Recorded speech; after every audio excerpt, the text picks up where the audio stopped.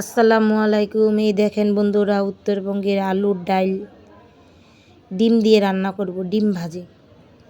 এই যে আলু মাখা হয়ে গেছে, এখন কড়াইয়ে পেঁয়াজ মরিচ দিয়ে দিব। এখানে আর কি গরম মশলা এলাচি যা আর কি আছে সব দিয়ে দিলাম, তেজপাতা দিয়ে দিলাম 2টা। এখন রান্না করব।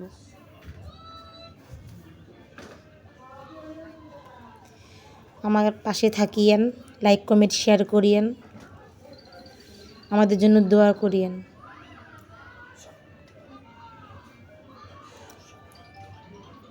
যেন সফল হইতে পারি।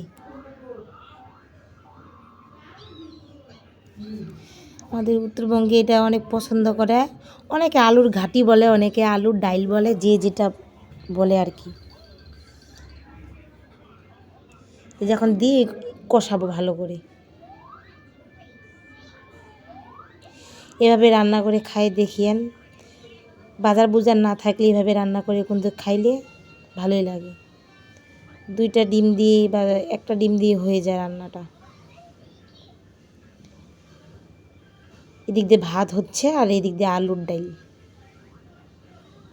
এই যে কষানো শেষ, এখন পানি দিয়ে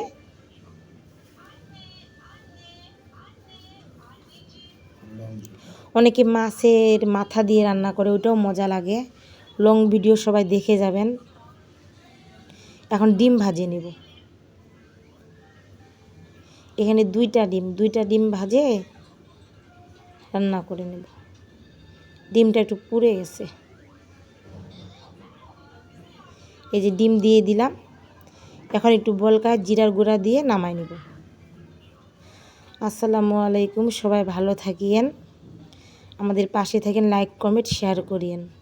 আল্লাহ হাফিজ।